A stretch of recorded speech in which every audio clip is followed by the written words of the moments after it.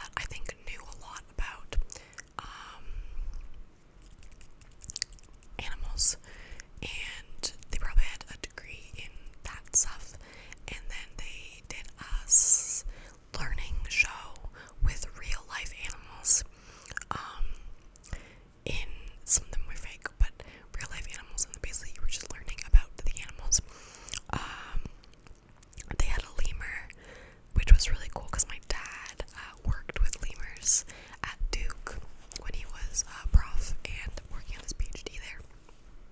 So he really was into lemurs, and he really liked us watching Spoomafoo when we were younger.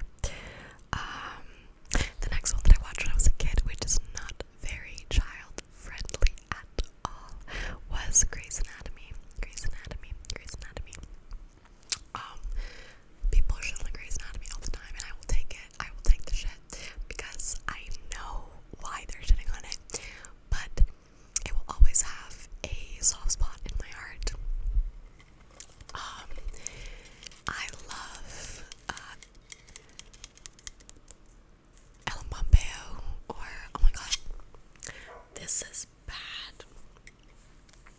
I really like Meredith Grey, and I'm sorry, you can probably hear the dog barking outside. Okay, so here's the problem. I'm gonna go close the door, the window. I'm gonna try to close the window. 1 second. Hopefully that's better. The neighbor got his 10-year-old daughter a dog as like a guilt present because they're divorced.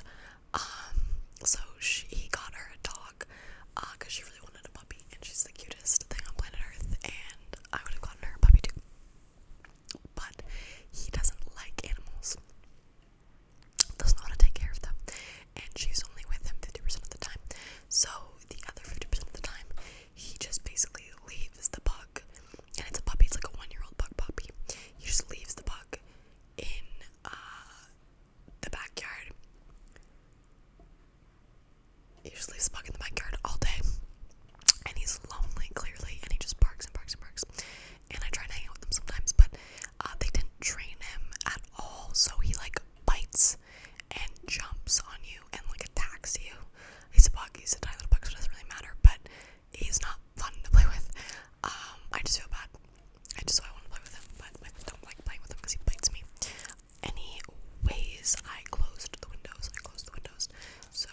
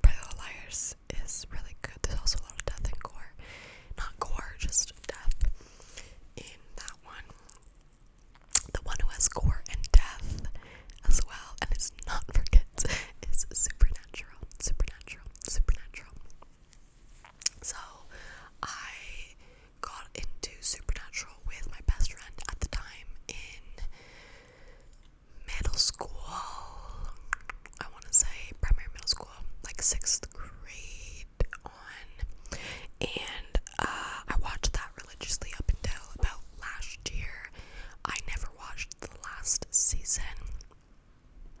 A lot of my friends watch it. I just couldn't bring myself to watch it. I'm definitely the type of person that doesn't finish things. I never watched the last episode of The Vampire Diaries.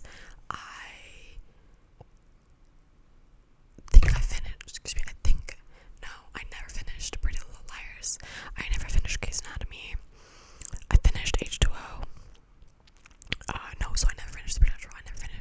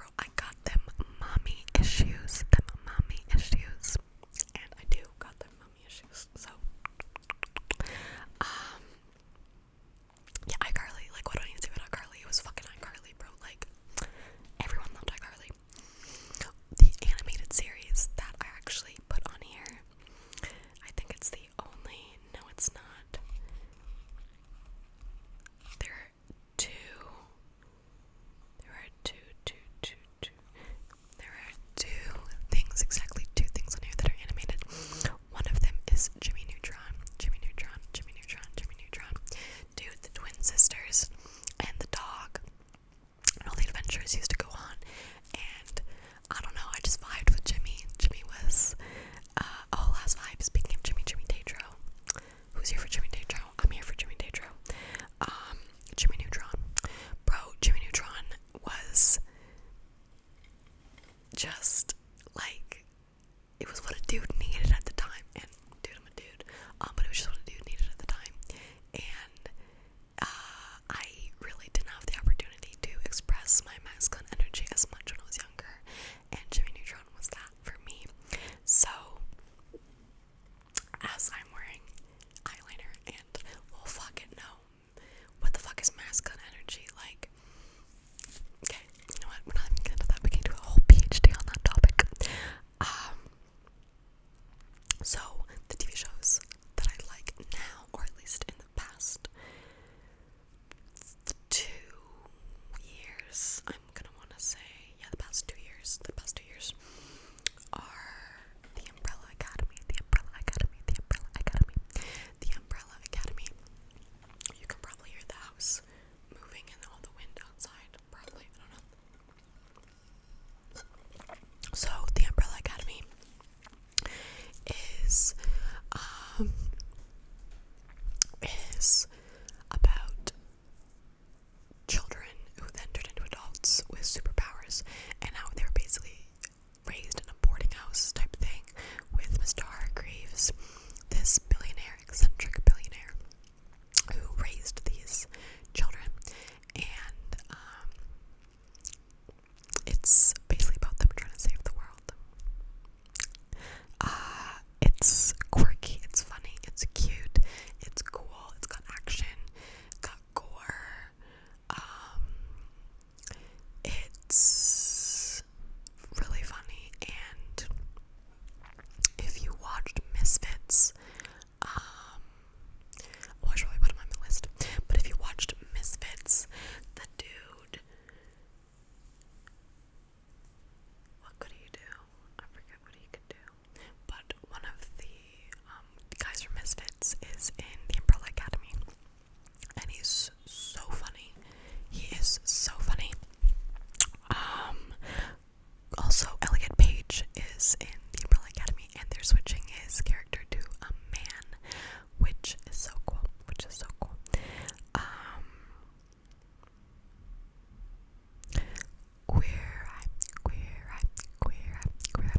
Queer Eye is the show that I watch religiously, especially when I'm high by myself, because I can't watch Glee when I'm high, because that's me and Thompson's show.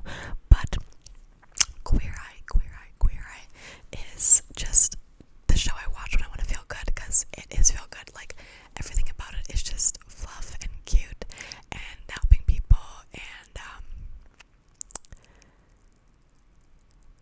yeah, I just zoned out there for a second. I'm so sorry. No, but Queer Eye, they basically, these 5 gay men, well, 4 gay men and 1 non-binary person, go to places. Like, they start in a city, and then they, for the whole season, they're in that city, and they're picking different people to help, heroes they call them. And then one of them renovates their house, basically. The other one works on self-esteem and culture and mental health and stuff. The other one works on fashion. One works on nutrition and food. And the last one does grooming and hair stuff. So, yeah, Jonathan Van Ness is in Queer Eye.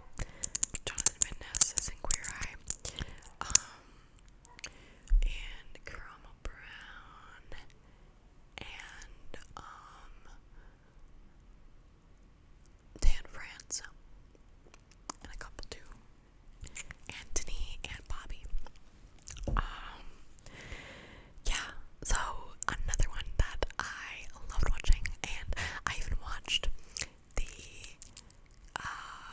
9th season, or 10th, I think it was 9th, the 9th season's first episode like 5 times. I didn't know because I wanted to, but because everyone wanted to rewatch it with me who I was friends with at the time, and I watched it before everyone else and they wanted to rewatch it, so I had to watch it like 5 times. So the first episode of season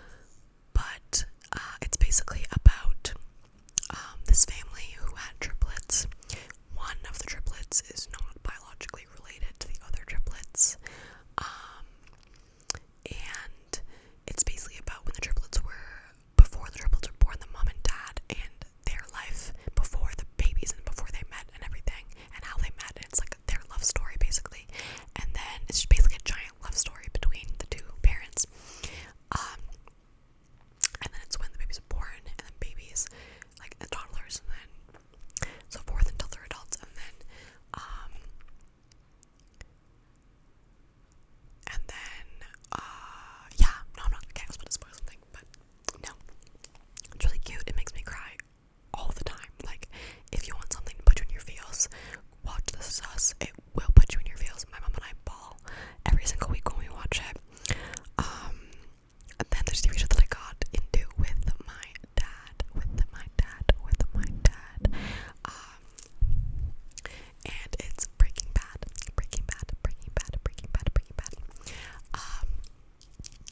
So he put me on, and I started watching with my ex-boyfriend, and I just took it and ran with it. We didn't stop watching it together. I just started watching on my own. It was so good. I don't know.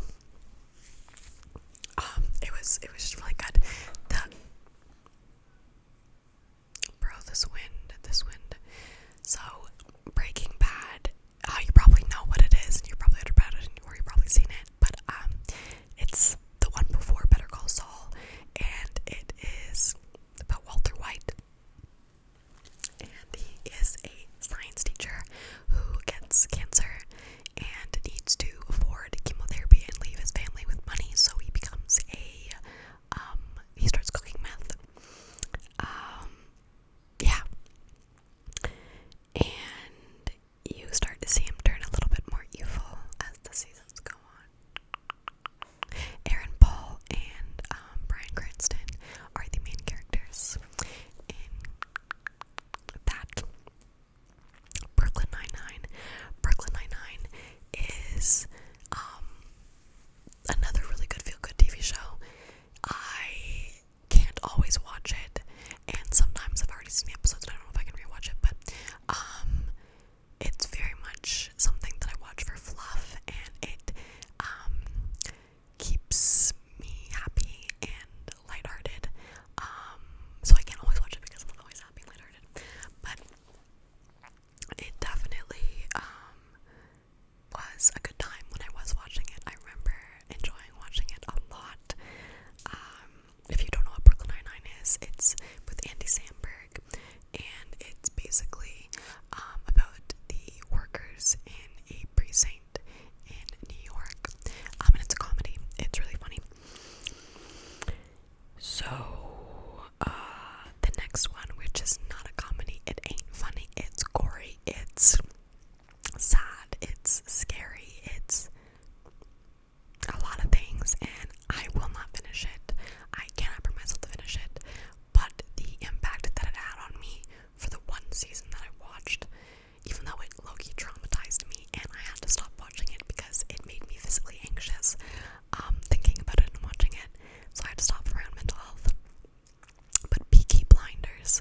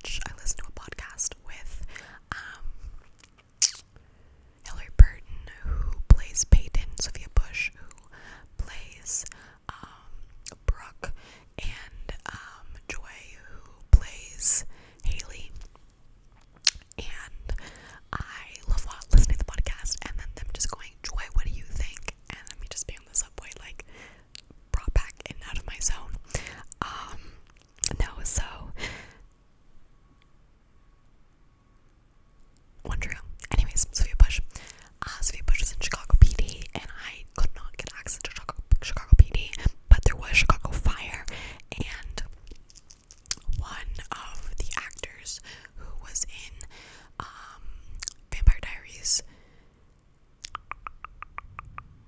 Why did I just forget? Vampire Diaries and Shameless. He's one of the main characters in Chicago Fire, and he's hot as fuck. He's hot as fuck. He's kind of a whatever. I'm not gonna even say anything.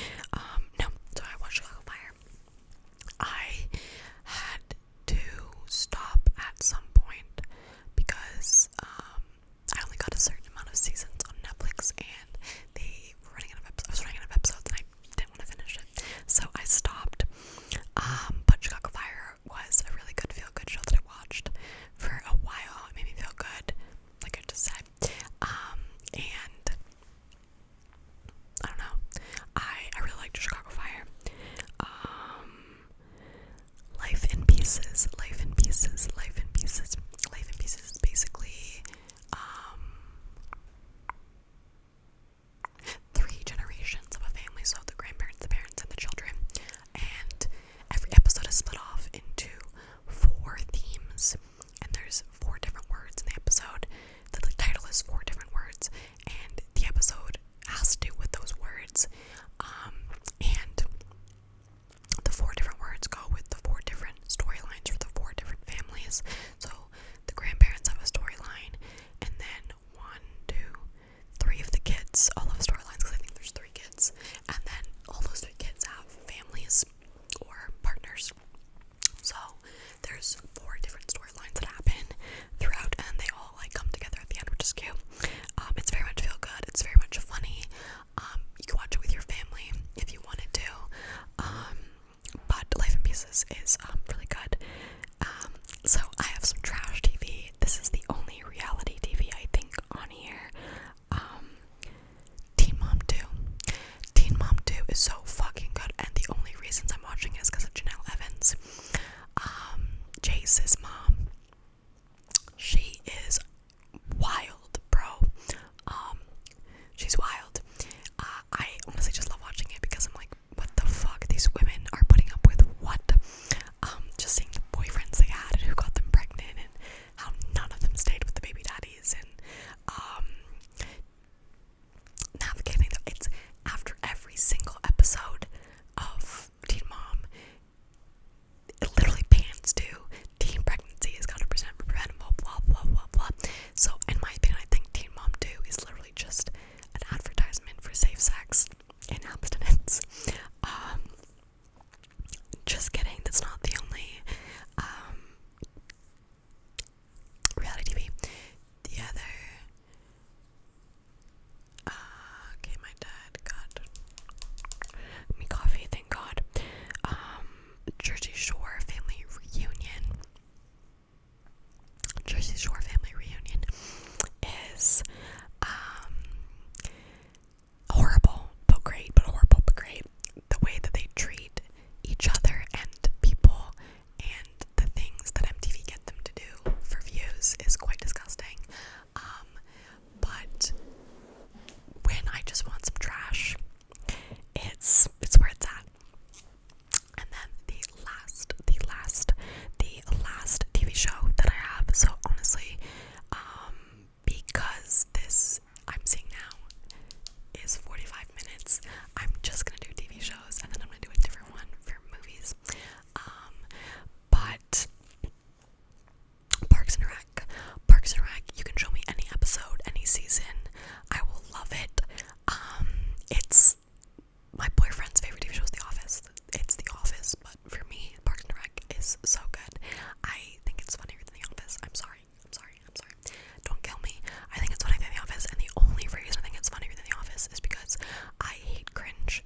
Like, I genuinely, like, it hurts. Like, it hurts to experience cringe. So, and not cringe in the sense of, like, someone